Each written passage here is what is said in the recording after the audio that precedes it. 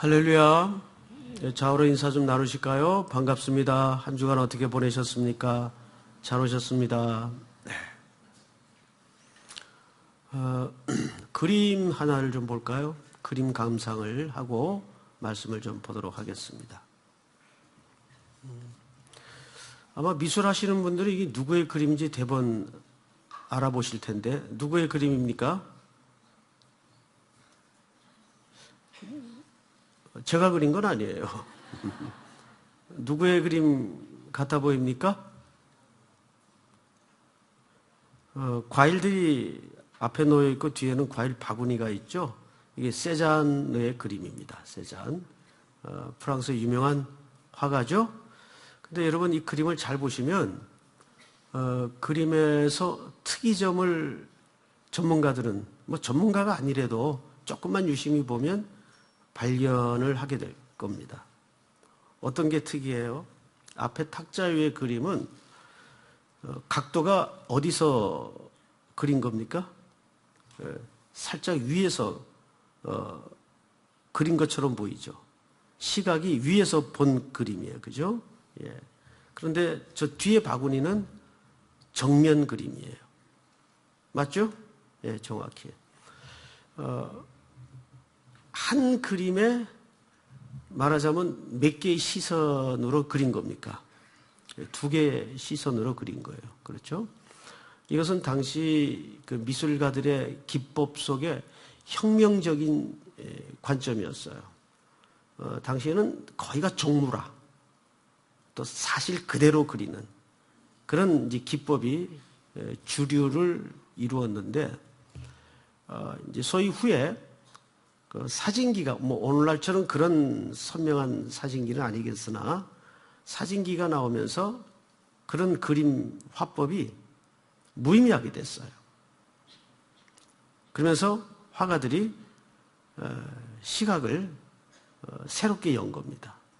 그러니까 한 그림 안에 지금 보시면 탁자 위에 좀 어지럽게 놓여 있는 잔이라든지 과일은 위에서 그린 것처럼 시각을, 각도를 잡았고, 그 뒤에 바구니는 정면에서 그린 것처럼 각도를 잡아 한 그림 안에 두 개의 관점 또는 시선이 담아지도록 그린 아주 독특한 그림 기법입니다.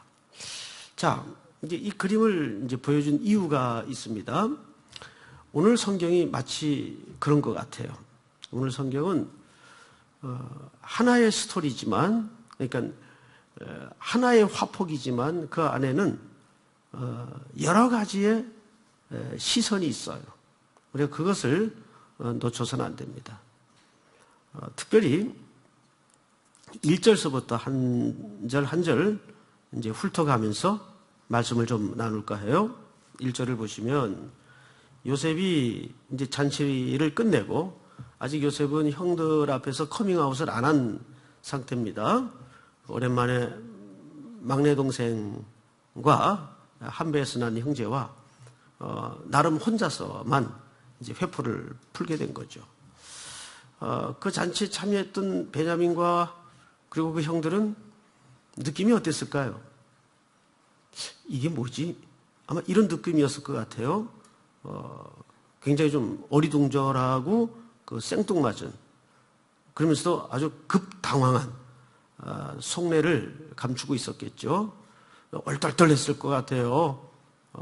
대제국 바로 다음 차순인 총리가 그 먼 가난한 나라에서 양식을 구하러 온 허름한 나그네들을 이렇게 환대할 이유가 뭔가에 대해서 아직 전체 그림이 열어지지 않았던 겁니다. 어쨌든 그렇게 흥겨운 해우와 만남은 일단락을 짓고, 이제 이들이 고향 땅으로 이제 돌아가는 장면입니다. 1절을 잠깐 볼까요?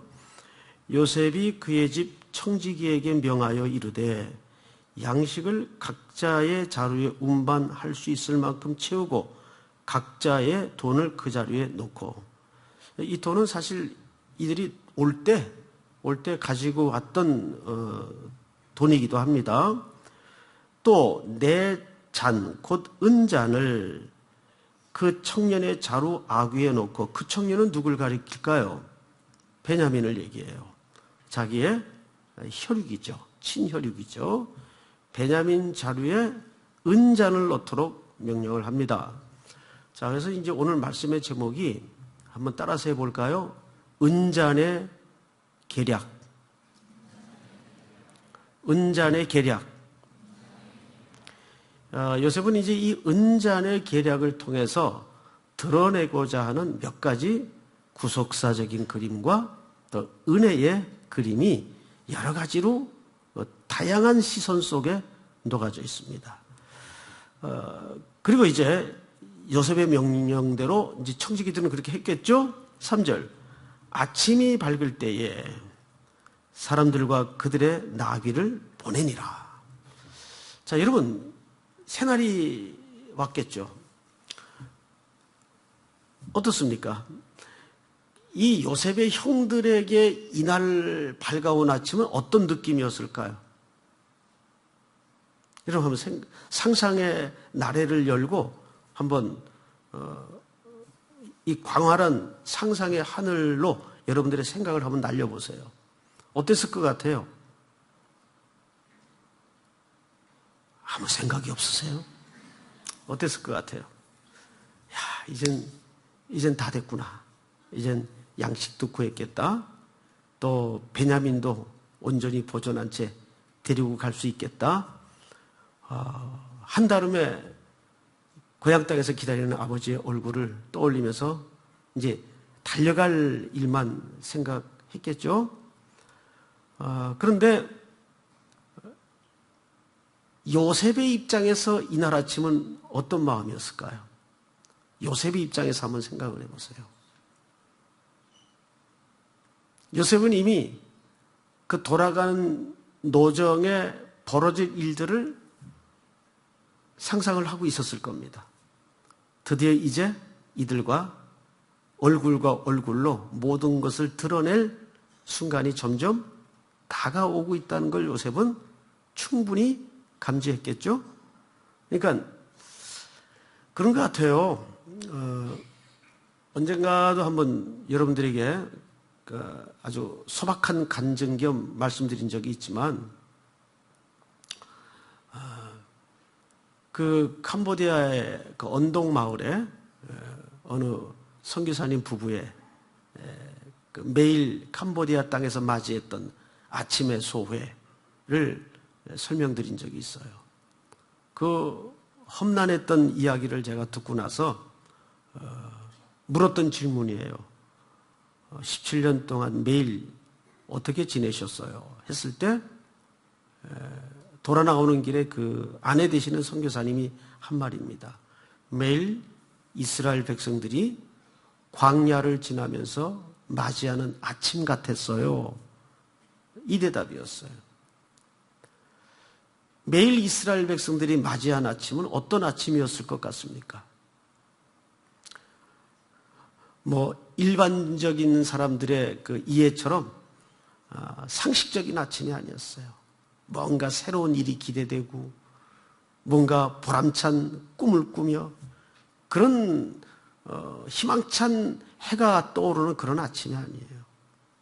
지금 아무것도 없는 무서운 광야를 200만가량의 애어른 노인, 노약자 할 것 없이 제 길을 가고 있어요. 그들이 그 지글지글 끓는 하늘을 바라보면서 무슨 생각으로 아침을 맞았을 것 같아요? 어제 내렸던 만나가 오늘도 정말 과연 내릴까? 그러니까 매 순간마다 하나님의 은혜를 구하지 않고는 살 수 없는 그런 아침이었을 것 같아요. 그 선교사님이 그런 마음으로 그 대답을 한 겁니다. 이스라엘 백성들이 광야를 지날 때 매일 맞이하는 아침 같았습니다. 그러니까 하루하루가 막막하고 절박하고 답이 없이 아침을 맞았다는 얘기예요. 사람마다 맞이하는 아침은 사뭇 풍경이 달라요.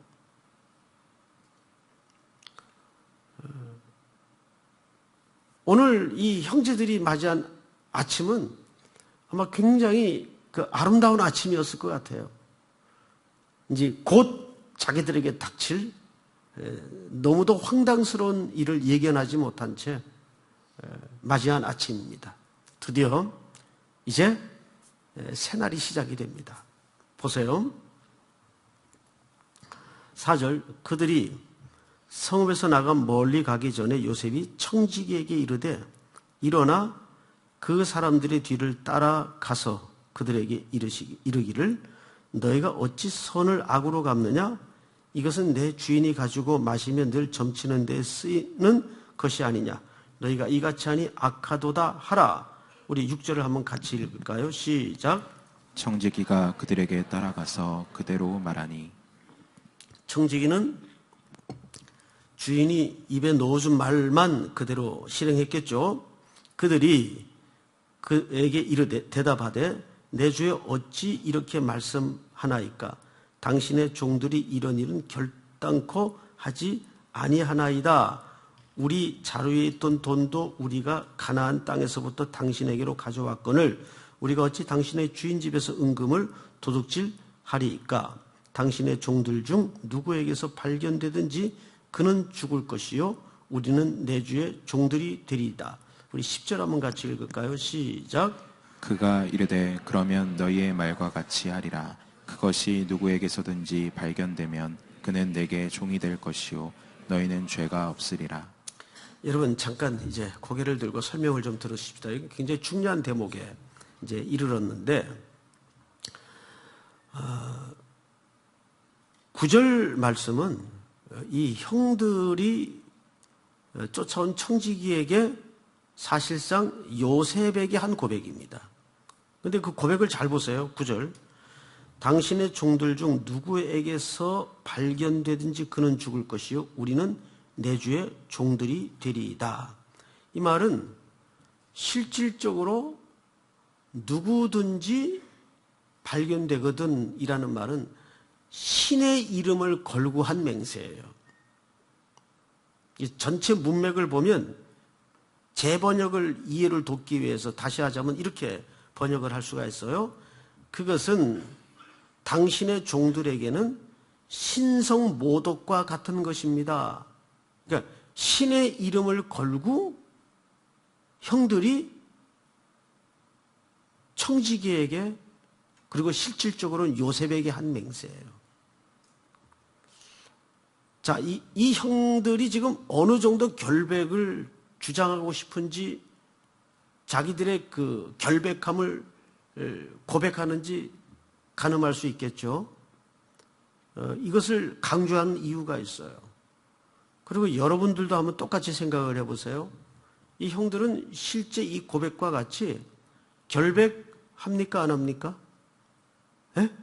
그냥 팩트만 생각하세요. 너무 그 이면을 또 헤아리지 마시고 팩트만 생각하세요. 결백합니까? 안 합니까? 굉장히 결백하죠. 아무 잘못이 없죠. 그래서 단호하게 신성모독 운운하면서 결백을 주장합니다. 여기 드러난 팩트적으로는 그 말이 틀리지 않아요. 자, 그리고 이제 드디어 뚜껑이 열려집니다. 11절 그들이 각각 급히 자루를 땅에 내려놓고 자루를 각기 푸니 12절 다 같이 시작. 그가 나이 많은 자에게서부터 시작하여 나이 적은 자에게까지 조사하매 그 잔이 베냐민의 자루에서 발견된지라. 네, 어떻습니까? 여기 재밌는 그 순서 하나가 있죠. 베냐민서부터 제일 형으로 훑어 올라간 게 아니고 누구서부터 점검을 해내려옵니까? 가장 연장자서부터 아래로 조여옵니다. 왜 그랬을 것 같아요? 여기 재밌는 묘미가 하나 있어요. 왜 그랬을까요? 나이 순으로 훑어 내려와요. 그리고 그 전에 제일 막둥이인 베냐민 자루에서 발견이 되죠. 여기서 말하는 나이순은 굉장히 중요해요. 한국 사람들도 나이순이 중요하죠? 예, 교회에서도 뭐 나이순이 아주 중요하죠. 우리는 심지어 싸우다가도 나이를 묻는 민족이에요. 싸우다가. 아니, 싸우면 그냥 본론만 가지고 싸우면 될 텐데, 끝에 꼭 뭘 물어요? 너 임마 몇 살이야? 아니, 싸우는데 나이가 무슨 상관이 있어요? 예? 시비가 붙으면 애하고 어른도 싸울 수 있는 거지. 골핏하면 나이를 물어요. 그 나이를 묻는 이유가 뭔지 아세요? 권위 때문입니다. 근데 그 권위는 단순히 권위가 아니라 권위는 무엇이 맞물려 있습니까? 나이라는 권위는 무엇이 맞물려 있냐를 생각하셔야 돼요. 무엇이 맞물려 있을 것 같아요? 책임이에요. 나이를 먹는다는 것은 책임을 점점 갖는다는 얘기입니다. 나이 먹는 게 이게 보통 힘든 게 아니에요. 아무나 나이 먹는 줄 아세요? 늙어봤어요? 난 젊어봤거든? 그래서 성경에서 흰머리 앞에 머리를 숙이라고 한 말이 거기 있어요. 자, 우리 요한복음 8장 9절을 한번 띄워볼까요? 같이 읽습니다. 시작. 그들이 이 말씀을 듣고 양심의 가책을 느껴 어른으로 시작하여 젊은이까지 하나씩 하나씩 나가고 오직 예수와 그 가운데 섰는 여자만 남았더라. 본문 그대로 좀 띄워주십시오. 이게 무슨 장면인지 기억나시죠? 예, 요한복음 8장에 가늠한 현장에서 붙들려 온 여인과 예수님의 이야기입니다. 유대 사람들이 이 여인을 붙잡아다가 유대 법에 따라서 태형을 하려고 다 손에는 정죄의 돌을 들었어요. 분노의 정의의 돌을 들었어요. 그리고 씩씩거리면서 이제 곧 이 여자의 생명은 없어질 판이에요. 그때 무심히 예수님께서 땅에 굽으시더니 글을 쓰세요. 그러자 한 사람씩 한 사람씩 돌을 내려놓고 떠나는데 본문을 잘 보세요.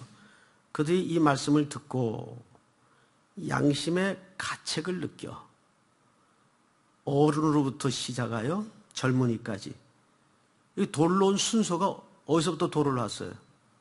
어른서부터 돌을 놨어요. 어른이 돌을 놓자 누구도 돌을 놓게 됩니까? 젊은이들도 돌을 놓게 돼요. 이건 뭘 얘기하죠?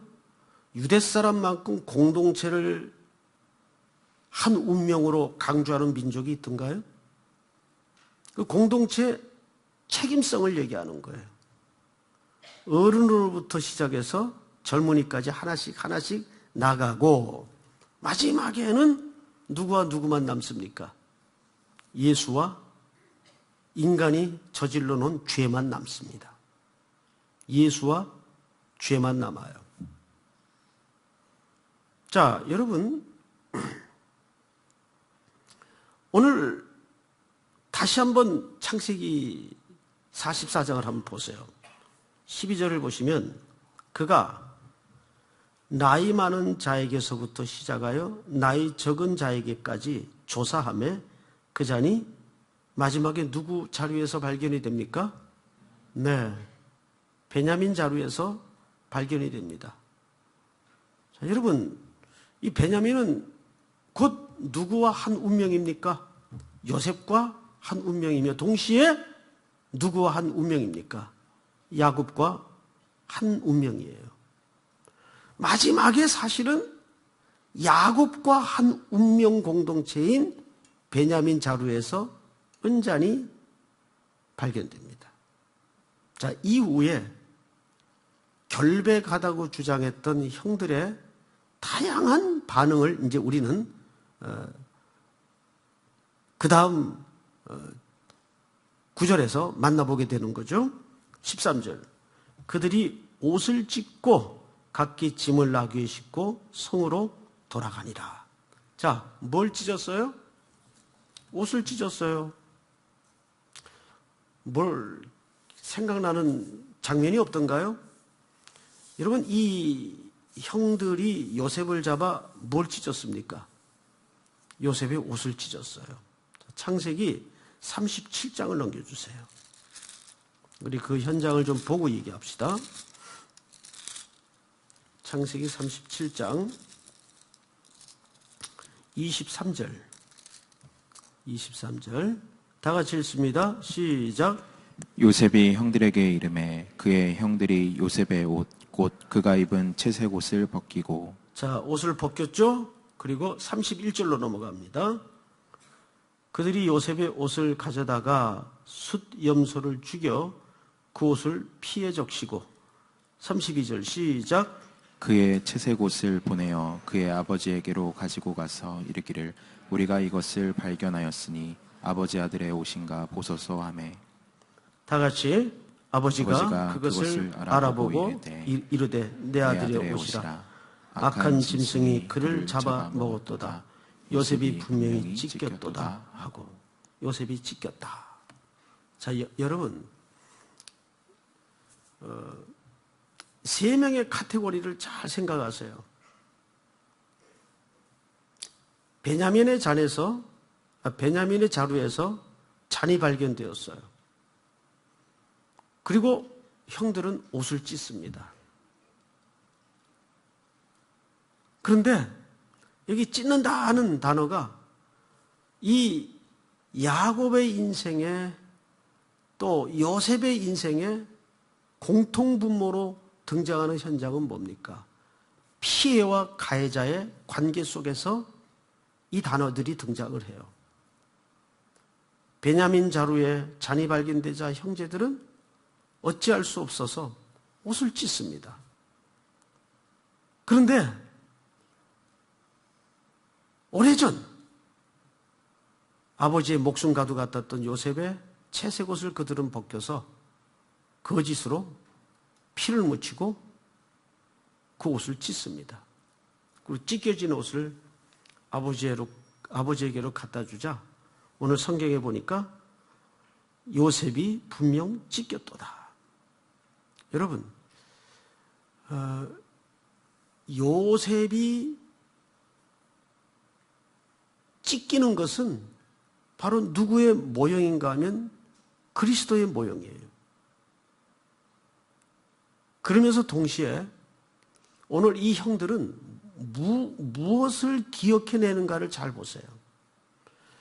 인생이 선악을 구분하는 것처럼 그렇게 단순하지가 않다고요. 우리 인생에 벌어지고 일어나는 일들이 1획도 우연인 게 없어요. 어떤 이는 멀리 갈 것도 없이 저도 그래요. 너무 억울해. 환장할 것 같아. 그런데 그 환장할 것 같고 억울한 현실을 통해서 하나님은 내 속에 이 걸러내고자 하는 것들이 늘 있어 왔어요. 그리고 나서 내려지는 결론이 또 하나 있어요. 첫째는 억울할 거 없다. 항상 억울할 거 없다. 근데 그것이 어디에서 해결이 되냐면 그 분노와 억울함이 결국 십자가에서 내 죄를 만날 때 그 경계선이 무너져요. 온전한 인간이었던 요셉도 이 형들의 고백 속에서 깜짝 놀랄 만한 사실 하나를 걸러냅니다. 성경을 좀 더 읽어보십시다. 다시 37장 34절을 읽고 건너가십시다. 34절 다 같이 읽겠습니다. 시작. 자기 옷을 찢고 굵은 배로 허리를 묶고 오래도록 그의 아들을 위하여 애통하니. 결국은 누구의 옷까지 찢었죠? 야곱의 옷을 찢습니다. 요셉의 찢김은 야곱의 찢김이었어요. 그리고 이 형제들이 먼 훗날 요셉 앞에서 자기들의 옷을 찢어요. 하나님이 이 은잔의 계략을 통해서 이게 드러내고자 하는 스토리가 정확하게 드러나요. 무소리만치 치밀하게 드러나요. 제가 오늘 이제 종일 오전에 이제 좀 목양실에 앉아가지고 그림에 대해서 이렇게 좀 보다가 재밌는 사실 하나를 발견했어요. 다빈치의 그림 속에 참 비밀이 많잖아요. 예. 다빈치에 대한 수수께끼가 청년들에게는 많은 또 의혹덩어리고 관심사일 수밖에 없는데 다빈치가 참 천재예요. 혹시 돌아가셔서 나중에라도 이 다빈치의 수태고지라는 그림이 있어요. 수태고지. 수태고지라는 것은 천사가 마리아에게 와서 예수를 이제 잉태할 것을 수태하는 그림이죠. 근데 그 그림을 이렇게 딱 정면에서 보면 마리아의 팔이 하나는 가제트 팔처럼 길어요. 이렇게 길게 그려져 있어요. 이쪽 팔은. 그리고 이쪽 팔은 제 팔처럼 나다가 마른 것 같아요. 네. 그리고 이제 이쪽 편에 천사가 앉아 있는데 천사가 굉장히 좀 이렇게 헤비해요. 아주 뚱뚱해요, 천사가. 그림 자체가 그렇게 되어 있어요. 그리고 정면에는 이 테이블이 정면으로 쭉 나와 있어서 모든 구조가 언밸런스예요. 몸도 그렇고. 그래서 이 그림을 놓고 수백 년 동안, 거의 한 300년 동안 전문가들이나 학자들 간에는 이거 다빈치 그림이 아니다. 다빈치 그림이 확실한데 그림이 이상하거든요. 평소 그 일반 다빈치 그림하고는 차이가 있으니까 이거 다빈치 그림이 아니다. 아니면 다빈치가 나이가 들어서 실수를 했거나 아니면 자기들 제자에게 맡겼거나 제자들과 같이 분업해서 그린 그림이 아니냐. 이런 설왕설래가 수백 년 동안 이어졌어요. 그러다가 수백 년이 지난 다음에 수수께끼가 풀린 거예요.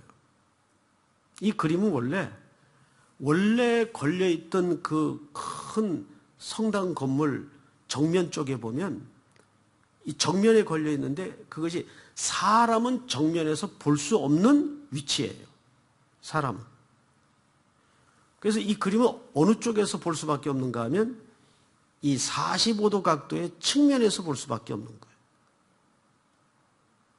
그러니까 이쪽에서 보니까 그림이 각도가 완전히 달라져요. 테이블도 제자리에 들어가 있고 두 번째는 천사도 날씬하게 변해 있고 나다 마른 팔도 또 이쪽 가제트 팔 같은 팔도 정상으로 자리를 잡고 있는 거예요. 어느 쪽에서 볼 때? 45도 각도에서 볼 때. 그러니까 다빈치는 원근법을 벌써 이용해서 그 당시에 이 사람들이 그림을 어느 시각에서 볼 건가? 이 그림은 어디에 걸려 있을 수밖에 없는데 정면, 위쪽에 걸려 있을 수밖에 없는데 후대의 사람들은 이 그림을 어느 쪽에서 바라볼까를 이 그림에다가 원근법을 다 기가 막히게 계산을 해놓은 겁니다. 그래서 다빈치가 수학의 천재 아니에요. 미술도 하면서. 그러니까 우리는 그림을 어느 쪽에서 보느냐에 따라서 사물이 달라질 수밖에 없습니다. 후에 다빈치의 그 이상한 수태고지의 그림의 비밀이 그렇게 풀어지는 거예요. 이것이 훗날 사람들이 어느 각도에서 볼 것을 예상하고 이 그림 전체를 비틀었구나. 근데 실제 보니까는 이쪽에서 바라본 그림은 모든 게 정상이에요. 근데 정면에서는 그 당시에 이 그림 위치가 바라볼 수 없는 위치에 이 그림을 걸 수밖에 없었으니까 그 그림을 후대의 독자들이 정면에서 떼다가 놓고 보니까 그림이 이상할 수밖에 없죠. 무슨 말인지 이해가 될 거예요. 오늘 특별히 이 창세기 44장은 우리에게 그런 여러 가지의 시각을 담아내고 있어요. 자, 다시 이제 44장 본문으로 돌아가십시다. 14절을 한번 보십시다. 14절. 유다와 그의 형제들이 요셉의 집에 이르니 요셉이 아직 그곳에 있는지라 그의 앞에 땅에 엎드리니, 그러니까 가다가 다시 돌아왔죠. 참 희망차고 기대되는 아침으로 출발했던 이들의 걸음은 이제 지옥이 된 겁니다. 근데 그 형제들에게는 이 되돌린 발걸음이 기맥힌 인생의 대박을 터뜨리는 지금 문이 열리고 있다는 걸 형들은 알아요, 몰라요? 몰라요. 자기들이 이제 총리의 형제들이 될 이제 그림으로 들어가고 있는데 정작 형제들은 모르는 거예요. 항상 하나님은 모든 것을 합력하여 늘 선을 이루시는 분인데 우리가 그 하나님에 대한 신뢰가 부족한 거죠. 자, 이제 보십시다. 15절 다 같이 읽겠습니다. 시작. 요셉이 그들에게 이르되 너희가 어찌하여 이런 일을 행하였느냐? 나 같은 사람이 점을 잘 치는 줄을 너희는 알지 못하였느냐? 자, 요셉의 이 음모를 통한 테스트는 계속되어지고 있습니다. 요셉은 지금 계속 더 드러내고자 하는 하나님의 시선이 있어요. 어찌하여 너희가 이렇게 보은을 원수로 갚느냐? 계속 다구치고 형제들을 테스트합니다. 그 테스트를 통해서 뭘 드러내는가를 잘 보세요. 16절 유다가 말하되 우리가 내 주께 무슨 말을 하오리까? 무슨 설명을 하오리까? 우리가 어떻게 우리의 정직함을 나타내리리까?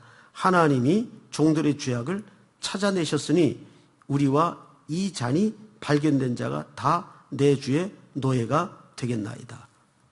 놀랍게도 형제들이 뭐라 그래요? 16절에 보니까 유다가 한 얘기예요. 하나님이 종들의 죄악을 찾아내셨으니. 자, 이 형제들은 지금 이 기가 막힌 억울한 상황 속에서 그 시선이 지금 누구 아래 머물러 있어요? 하나님 아래 머물러 있어요. 하나님이 우리의 죄악을 찾아내었습니다. 이들은 베냐민 자루에서 은잔이 발견되는 순간 끔찍한 매일매일 아침마다 흑색이 되어 웃음을 잃어버린 아버지의 얼굴을 보고 살아낸 거의 한 20년의 세월을 그들은 치떨리게 기억해냈을 거예요. 저 밑바닥에 들추고 싶지 않았던 가정사가 있었어요. 그렇죠? 저 밑바닥에 끝까지 피차 서로 말하고 싶지 않던 부끄러움이 있었어요. 그 아픔과 부끄러운 상처를 꽁꽁 숨긴 채 그들은 살았어요. 그런데 하나님이 우리의 죄악을 찾아내었습니다. 기막힌 고백을 하는 거예요. 어떤 상황 속에서? 기막힌 억울함 상황 속에서. 팩트는 억울해요. 그런데 그들은 그 억울한 상황 속에서 하나님이 우리의 죄악을 찾았습니다. 그리고 보십시오. 17절 요셉이 이르되 내가 결코 그리하지 아니하리라. 잔이 그 손에 발견된 자만 내 종이 되고 너희는 평안히 너희 아버지께로 도로 올라갈 것이니라. 자, 18절 시작. 유다가 그에게 가까이 가서 이르되 내 주여 원하건대 당신의 종에게 내 주의 기에 한 말씀을 아뢰게 하소서. 주의 종에게 노하지 마소서. 주는 바로와 같으심이니이다. 이전에 이제 얘기하는 겁니다. 내 주께서 종들에게 물으시되 너희는 아버지가 있느냐 아우가 있느냐 하시기에 우리가 내 주께 아뢰되 우리에게 아버지가 있으니 노인이요 또 그가 노년에 얻은 아들 청년이 있으니 그의 형은 죽고 그의 어머니가 남긴 것은 그뿐이므로 그의 아버지가 그를 사랑하나이다 하였더니 21절 다 같이 시작. 주께서 또 종들에게 이르시되 그를 내게로 데리고 내려와서 내가 그를 보게 하라 하시기로 우리가 내 주께 말씀드리기를 그 아이는 그의 아버지를 떠나지 못할지니 떠나면 그의 아버지가 죽겠나이다. 다 같이 시작. 주께서 또 주의 종들에게 말씀하시되 너희 막내 아우가 너희와 함께 내려오지 아니하면 너희가 다시 내 얼굴을 보지 못하리라 하시기로 우리가 주의 종 우리 아버지에게로 도로 올라가서 내 주의 말씀을 그에게 아뢰었나이다. 그 후에 우리 아버지가 다시 가서 곡물을 조금 사오라 하시기로 다 같이 시작. 우리가 이르되 우리가 내려갈 수 없나이다. 우리 막내 아우가 함께 가면 내려가려니와 막내 아우가 우리와 함께 가지 아니하면 그 사람의 얼굴을 볼 수 없음이니이다.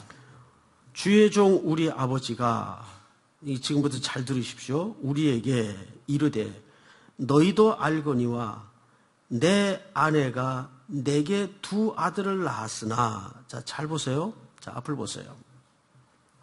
이 말은 요셉의 형들이 지금 아버지의 말을 인용해서 하는 겁니다.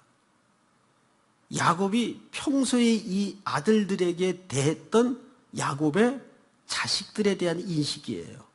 근데 27절을 다시 보시면 형들이 아버지에 대해서 갖고 있던 그림입니다. 우리 아버지가 우리에게 이르되 너희도 알거니와 내 아내가 내게 몇 아들을 낳았으나 자, 앞을 보세요. 이야기를 지금 누가 하고 있어요? 나머지 배달은 형들이 하고 있어요. 적어도 야곱에게 들어와 있는 평생의 인식은 아내는 누구만이 아내예요? 요셉의 친모인 라헬만이 아내예요. 그리고 누구만이 아들이에요? 요셉과 그의 같은 형제인 베냐민만 아들이에요. 나머지 10명은 뭐예요? 이 얘기를 지금 누가 하고 있죠? 그 형들이 하고 있어요. 여기에서 이 이야기를 들으면서 요셉은 상식적이라면 무슨 생각을 했을까요? 요셉은 상식적이라면 아마도 요셉이 깊이 아팠을 것 같아요. 요셉이 정말 하나님의 사람이라면 여기에서 요셉은 큰 막힌 담이 무너지는 겁니다. 여기에서 가해자, 피해자의 담이 무너지는 거예요. 아, 형들도 참 많이 아팠겠다. 형들도 너무 힘들었겠다. 아버지를 아버지라 부르지 못하는 우리나라의 누구처럼 형들도 너무너무 힘들었겠다. 속이 아팠겠다. 그리고 그렇게 사랑에 배제된 채 평생을 아버지 밑에서, 아버지 곁에서 살아있던 자신들, 그리고 그들의 어머니들. 얼마나 힘들었을까요? 요셉이 풍파를 겪기 전에 어린 나이 때는 그 그림이 별로 마음에 와닿지 않았을 것 같아요. 그렇잖아요? 어린 나이에 뭐 알겠어요? 사랑받으면 그만이지. 그런데 이렇게 처참한 궁지에 몰린 바들바들 떨고 있는 형들의 입에서 그런 아픈 상체기가 담겨진 표현과 언어를 들으면서 요셉도 어떤 생각을 했을 것 같습니까? 인간이라는 게 본질이 쇳덩어리이기 때문에 결국 피해자도 가해자도 큰 의미가 없구나. 뭘 깨달으면 십자가 앞에서 서면. 여러분 그럴 때 있지 않아요? 나는 억울하다고 생각을 했고 나는 늘 피해를 입은 사람으로만 생각을 했는데 철저하게 십자가 앞에 우리의 죄가 드러나면서 이 모든 경계선이 다 무너지는 거예요. 그래서 혹시 여러분들 가운데 이렇게 피해 망상이나 피해 의식을 유난히 갖고 있는 사람들이 있어요. 저는 그것을 정신적으로 심리적으로 접근하기보다는 저는 신앙적으로 이해를 하고 싶어요. 십자가를 제대로 만나야 돼요. 십자가를 복음의 원색적인 십자가 앞에 온 가슴의 정수리가 이렇게 확 대인 경험이 없으니까 자꾸 피해의식을 갖고 있는 거예요. 아니, 우리가 피해 입을 게 뭐가 있어요? 본질이 사망인데, 본전이 사망인데. 그렇잖아요. 우리가 본전이 사망이에요. 여기서 다 무너지는 거예요. 그러면서 그 다음 얘기를 좀 마저 보십시다. 하나는 28절 내게서 나갔으므로 내가 말하기를 틀림없이 찢겨 죽었다 하고 지금 내가 지금까지 그를 보지 못하거늘. 이제 아버지의 말을 계속 전달하는 겁니다. 29절 시작. 너희가 이 아이도 내게서 데려가려 하니 만일 재해가 그 몸에 미치면 나의 흰머리를 슬퍼하며 수월로 내려가게 하리라 하니. 아버지의 생명과 아이의 생명이 서로 하나로 묶여 있거늘 이제 내가 주의 종 우리 아버지에게 돌아갈 때 아이가 우리와 함께 가지 아니하면 31절 시작. 아버지가 아이의 없음을 보고 죽으리니 이같이 되면 종들이 주의 종 우리 아버지가 흰머리로 슬퍼하며 수월로 내려가게 함이니이다. 주의 종이 내 아버지에게 아이를 담보하기를 내가 이를 아버지께로 데리고 돌아오지 아니하면 영영이 아버지께 죄짐을 지리이다 하였사오니 시작. 이제 주의 종으로 그 아이를 대신하여 머물러 있어 내 주의 종이 되게 하시고 그 아이는 그의 형제들과 함께 올려 보내소서. 34절 같이 읽습니다. 그 아이가 나와 함께 가지 아니하면 내가 어찌 내 아버지에게로 돌아갈 수 있으리까. 두렵건대 재해가 내 아버지에게 미침을 보리이다. 자, 놀랍게도 이번에는 누가 담보로 나섭니까? 유다가 담보로 나섭니다. 저를 붙잡으십시오. 이 아이는 아버지의 생명과 연결되어 있으니 돌아가야 합니다. 저를 담보하십시오. 그런데 여러분 기억나십니까? 창세기 43장 9절을 보세요. 우리가 잊고 읽어왔던 아주 중요한 내용 하나가 거기 담아져 있습니다.